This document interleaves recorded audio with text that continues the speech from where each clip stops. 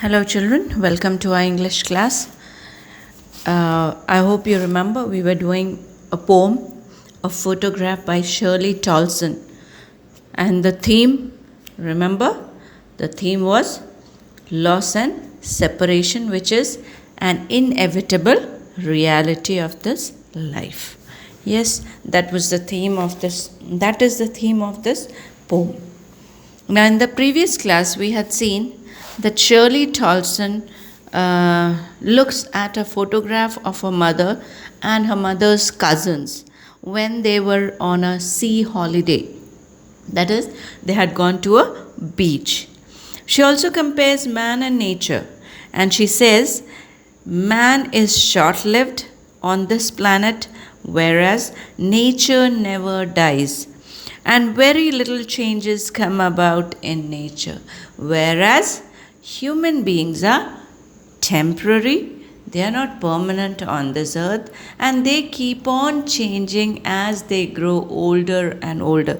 Drastic changes, great huge changes come up in their life, in their look up, everything. Okay, so with that we had stopped last day we had finished with stanza 1. Today we are going to do stanza 2 and stanza 3 and finish off this lesson. Okay, and that is stanza 2 and 3 of page 11. Are you ready for it? Okay, let's start. Some 20-30 years later, she would laugh at the snapshot, photograph. Okay, so after this photograph was taken, after 20 or 30 years after the photograph was taken, her mother, Shirley's mother, would look at this photograph and she would laugh. Because even when you look at your photographs, childhood photographs, you start thinking how idiot you were, or the way you reacted to situations. Okay, how idiotic they were. Okay, so here she laughs. She feels like laughing. Look at them. That is how she reacts. See Betty and Dolly. Who are Betty and Dolly? Shirley's mother's cousins.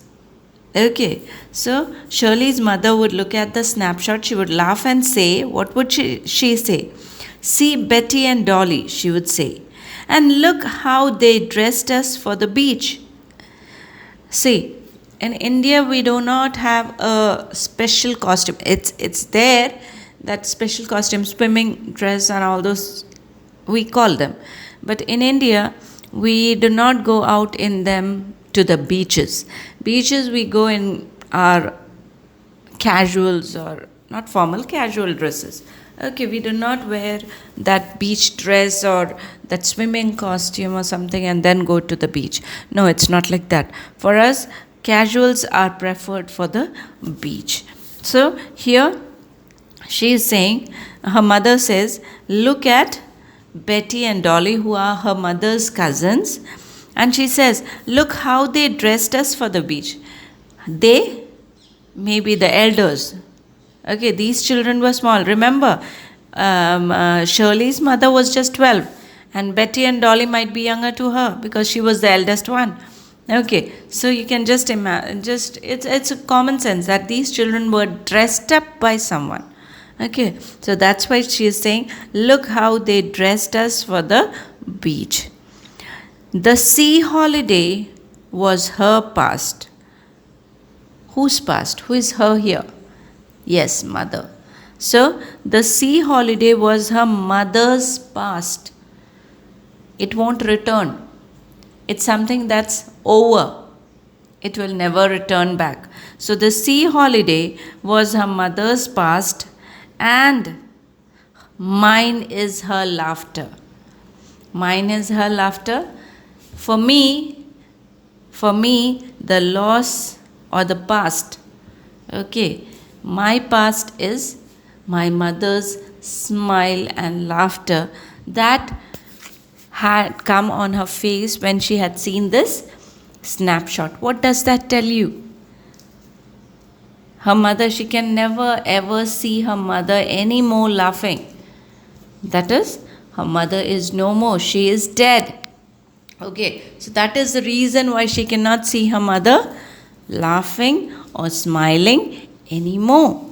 So that is why she is saying that the sea holiday was her past, her mother's past, and Shirley's past is her mother's laughter, which she cannot see anymore. She can only recall the memories of her mother laughing because her mother is no more, she's dead. Okay.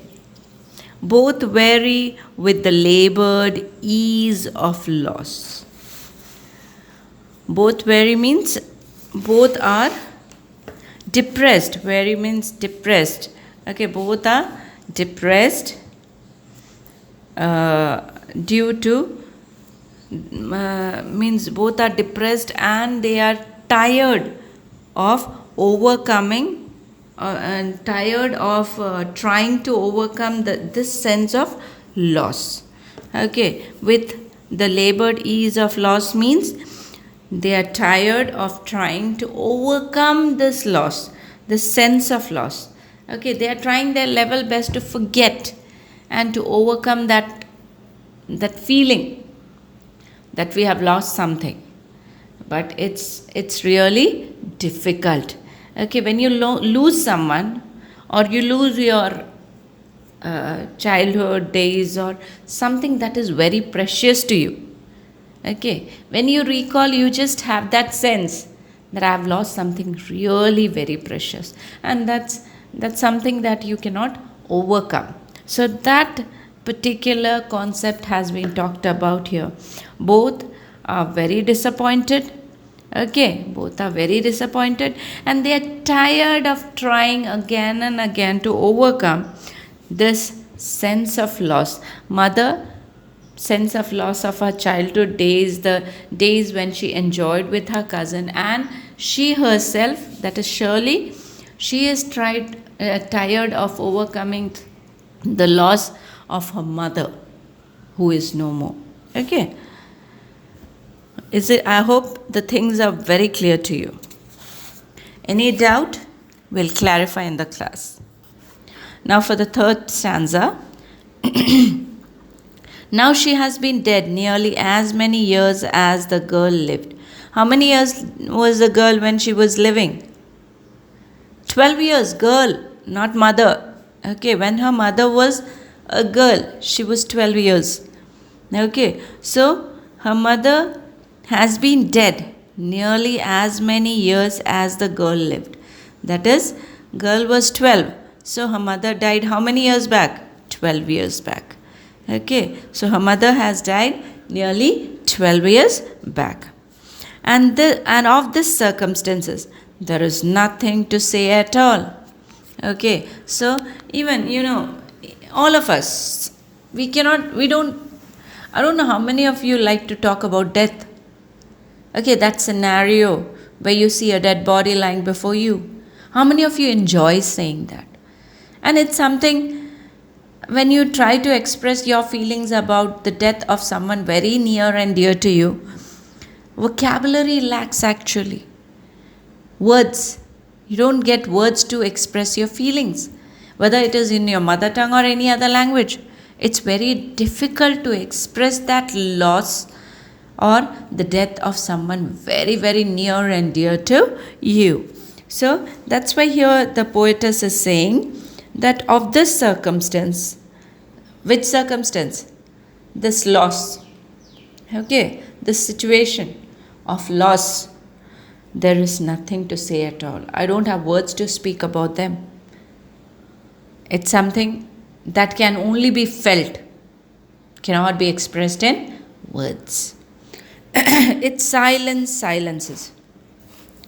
Its silences means the silence, the death of her mother has silenced her. Or in other words, you can say the silence caused due to the death. Okay, death is silent. Once a person dies, the person doesn't stand up and there is not a lot of noise. You go to a house where somebody is dead, everyone would be very silent. So this silence of the death of her mother has silenced Shirley, has made her unable to express her feeling about death in words. Clear? Is it clear? It's silence. Silences, it's very important. Silence. It's silence. It means deaths. Here it refers to death. Death of a mother. That death has a silence. And that silence of her mother's death has silenced Shirley. That is, silenced Shirley means Shirley is unable to express her feeling through words. It has made her silent, totally silent. I hope this poem is very clear to all of you. We'll continue in the next class and discuss some important questions and finish off with this lesson. Thank you, children. Have a great day.